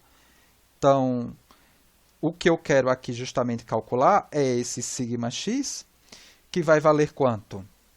É 60, né, 1000, vezes 10, dividido pela inércia, que é B, 5, vezes 20 ao cubo, dividido por 12. Isso daqui vai me dar, deixa eu fazer a conta aqui, 60, 1, 2, 3, vezes 10, isso aqui 5, 20 elevado a 3, dividido por 12. Isso aqui me deu 180 newton por milímetro quadrado. Tudo bem? Ou seja, isso daqui está me dando quanto? 180 MPa, não é? Porque newton por milímetro quadrado já é MPa. Perfeito? Vamos ver quanto foi que deu, né? Ou seja, no elemento 24, que é o elemento, né, ó, que é o elemento que vai estar aqui, ó, né, na região onde, né, eu tenho o meu engaste, né? Ou seja, próximo, tá, a seção, né, de engaste. Então, a gente espera, né, que esses elementos aqui, não é, ó, 24 e 23, né, chegue próximo a esse valor de 180 newton por milímetros quadrados. Vamos ver o quanto foi que me deu. Olha só, quanto foi que me deu? 93. 93. E aí, o resultado... Aí vamos supor que você, não é, vai utilizar uma ferramenta de elementos finitos para estimar a tensão para tomar decisão de engenharia. E aí, você, para esse problema, né, você utilizou o elemento finito CST com esse nível de discretização. E vai, não é, tomar uma decisão em termos, né, de engenharia, no sentido de, olha, a máxima tensão que eu tenho é 93. Atuante. Corresponde à verdade isso daí? Na direção X, o sigma X. Corresponde à verdade isso daí? Não. Não. Quanto deu pela teoria de Viga, que nesse caso, não é, eu garanto que é muito próximo à solução da teoria da elasticidade? Deu 180. 180, gente. Ah, professor, mas o deslocamento? Não, o deslocamento você vai fazer também, esse comparativo. Vou deixar para você fazer. Por isso da justificativa do trabalho. Eu pedi para você comparar deslocamento e comparar tensão. Você está vendo que deslocamento pode dar até uma boa aproximabilidade, diferentemente do campo que é pós-processado. Ou seja, para eu calcular a tensão, eu preciso calcular a derivada daquelas expressões do deslocamento aproximado, né? Porque aí eu tenho a deformação e vezes a matriz constitutiva de rigidez, eu calculo as tensões. Bom, professor, mas se a gente aumentar o número de elementos, é isso que a gente vai fazer, utilizando uma outra ferramenta, tá? Então, vamos utilizar uma outra ferramenta, aqui mesmo, nesse pacotezinho que está aqui, que ele me dá a possibilidade de analisar esse problema com mais elementos. Então, eu acho que é esse programa principal aqui, esse CST Underline Plane Stress, Underline Mesh, tá? Então, a gente vai abrir esse programa, tá? Então, esse programa ele já vai me dar a possibilidade, veja, aqui está todas as características desse mesmo problema e a única coisa que a gente vai ser diferente é essa divisão aqui, né, que eu posso dar de elementos. Vamos, por exemplo, colocar a divisão que a gente utilizou naquele outro programa principal, que foi 6 divisões na direção X e 2 divisões na direção Y, e rodar. Ele vai me dar a mesma resposta que o programa anterior. Vamos fazer esse teste, tá? Então, se eu vier aqui, ele está ainda rodando. Terminou de rodar. Ele me dá aqui uns warnings aqui, mas não tem nada, não tem nenhum problema. Ele está conseguindo. Vou ver a figura aqui. A figura foi a mesma que ele plotou. Deixa eu voltar aqui e vou plotar o sigma aqui dele e ver o que ele me dá. Sigma, naquele ponto lá, vamos ver.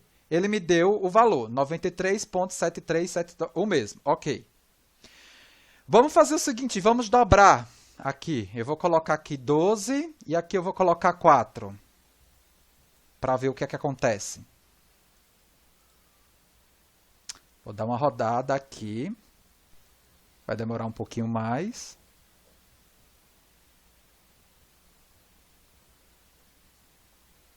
Vou ver lá a figura possivelmente mudou, tá vendo? Ele aumentou o número de elementos, tá me dando coerente, né? Veja, aqui em cima tracionado e aqui embaixo comprimido. Aí tem um erro conceitual, né? Que veja, na linha neutra eu teria que ter qual o valor de tensão? Na linha neutra, tensão normal. Para a viga, gente. Na linha neutra eu teria que ter qual o valor de tensão aqui? 0, e eu estou vendo aqui que Zero, né? ele não está me dando, né? Porque ele me dá um valor constante, que se eu for pegar lá, não vai ser 0, tá? Eu tenho um erro aí, tá? Mas isso daí também a gente já sabe. E eu vou aqui plotar o sigma, né? Plotar não, só fazer a leitura do sigma. Olha para quanto foi o sigma agora. Melhorou um pouco, não melhorou?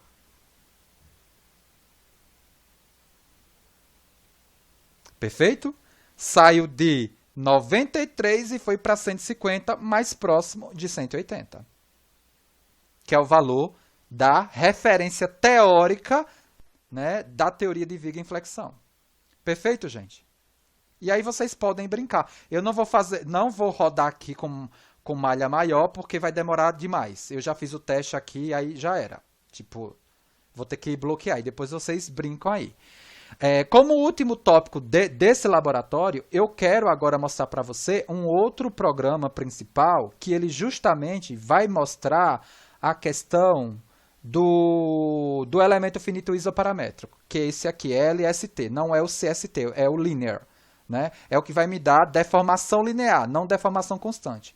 Esse programa daqui, ele é um programa, né, que vai simular esse problema utilizando elemento finito de 6 nós. Não é o de 3 nós. Mas esse daqui de 6 nós, ele me mostra a situação com o elemento finito isoparamétrico. Tá? Então, deixa eu procurar aqui. Tá? Onde é que a gente tem? Então, ele me dá aqui modo de elasticidade, coeficiente de Poisson, espessura, tudo. Ó, tá vendo? Ó?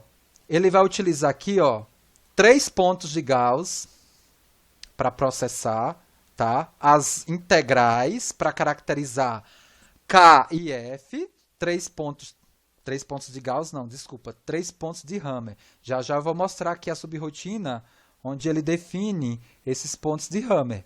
Aqui, tá vendo aqui, ó? Que ele tem uma subrotina aqui, ó, Hammer. E aí a gente vai ver, tá vendo? Ó, se eu utilizar um ponto, QC1, QC2 e QC3, na verdade aqui ele só define QC1 e QC2, né? Porque QC3 por tabela, né, é função de QC1 e QC2. Ele define aqui, na verdade, na estrutura do cálculo dos pontos e dos pesos, é justamente isso, tá vendo? Ó, QC1, QC2 e o peso. Aí, ó, se eu utilizo 3 pontos, aí ele me dá os pontos e os pesos para 3 e para 4 pontos. Para 6, para 7, perfeito, pronto. Se eu colocar, por exemplo, NPT 8, vai dar pau. Tá? Você vai ter que programar os pontos e os pesos de Hammer que sua ferramenta consegue, vamos dizer assim, a processar. Então, nesse caso aqui, você consegue fazer análise até com 7 pontos de Hammer. Esse programa aqui, originalmente, ele está com 3 pontos associados aí. E aí, por isso que você tem que ter o valor da integração no ponto de Hammer, ou seja, o valor da função da coordenada diária do ponto de Hammer para um ponto é aquilo que eu tinha te mostrado. 1/3 e o peso é meio, como eu tinha até comentado, só não tinha certeza. Aí ele monta aqui a matriz de rigidez, vamos lá, e aí vai, né? Eu quero só aqui mostrar, aplica o vetor de força, e aí, ó, tá vendo, ó?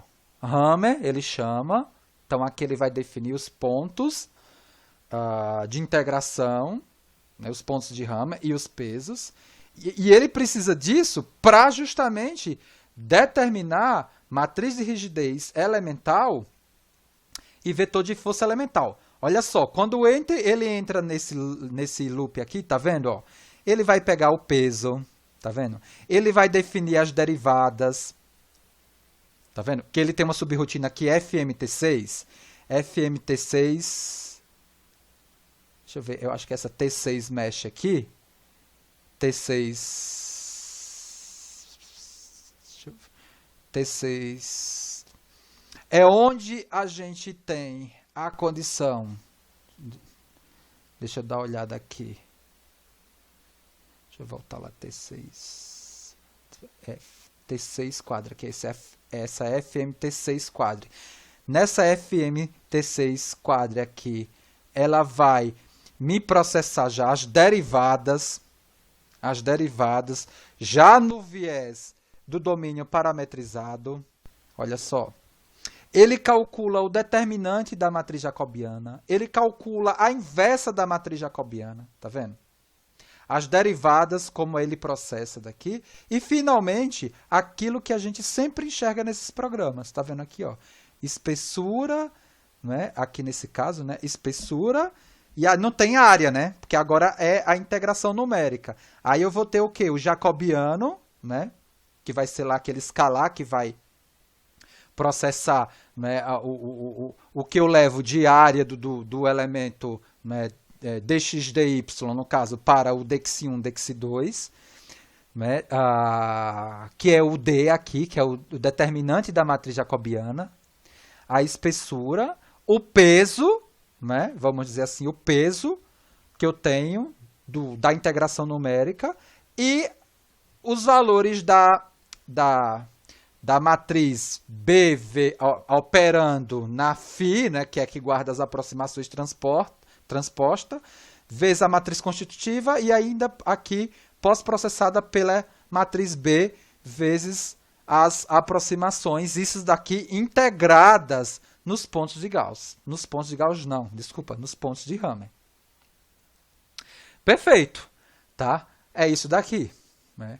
E aí, nessas outras subrrotinas, vai estar lá aqueles elementos que a gente mostrou no início dessa aula. Só que aqui, não para o elemento triangular de 3 nós, e sim para o elemento triangular de 6 nós, que é um elemento superior. A gente pode rodar ele aqui com essa malha. Eu não vou colocar aqui com 24 e 10. Eu vou pegar e rodar aqui com aquela malha, né? 6 divisões em x e 2 divisões em y. Bom, veja, nessa situação agora, né, em comparação à primeira rodada que a gente fez com a malha, vamos dizer assim, pobre, a gente está utilizando aí a metodologia H ou a metodologia P dos elementos finitos? Veja, é a mesma divisão, a mesma quantidade de elementos. O que é que mudou de uma situação para outra?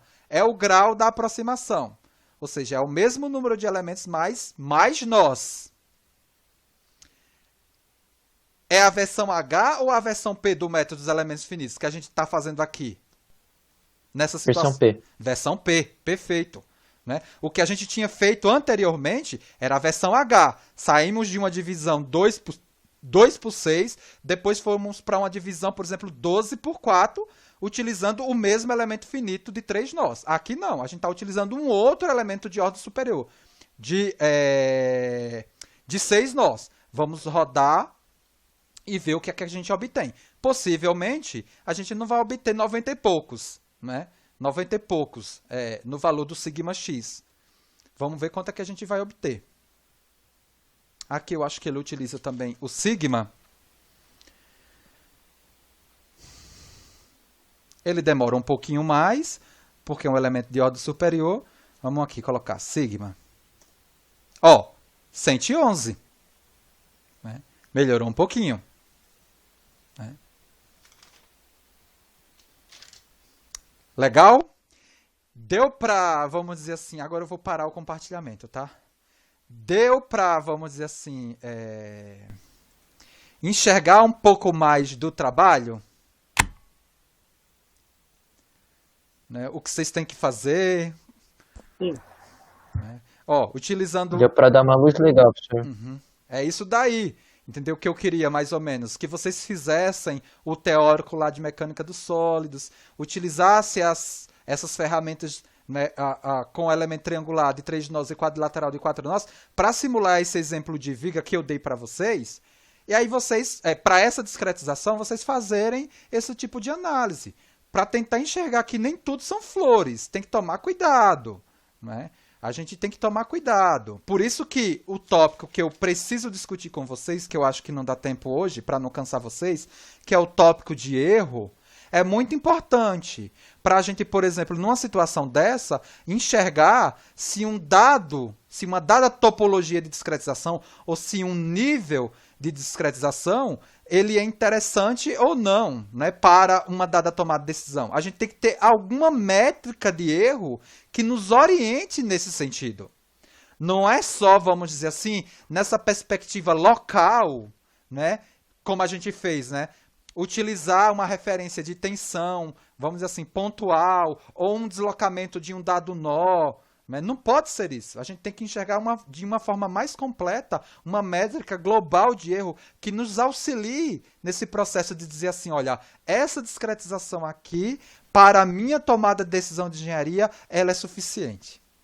Então, justifica demais o próximo ponto que a gente vai apresentar. Não é muito não, tá? Não é muito longo não. A gente rapidinho vai matar. Eu já até coloquei o material que a gente vai trabalhar, na verdade, na próxima aula. A gente vai utilizar uma equação diferencial, que vai ordinária, claro, linear, que vai ser simulada por dois elementos finitos, só que eu não vou desenvolver, que isso já é assunto dado, né?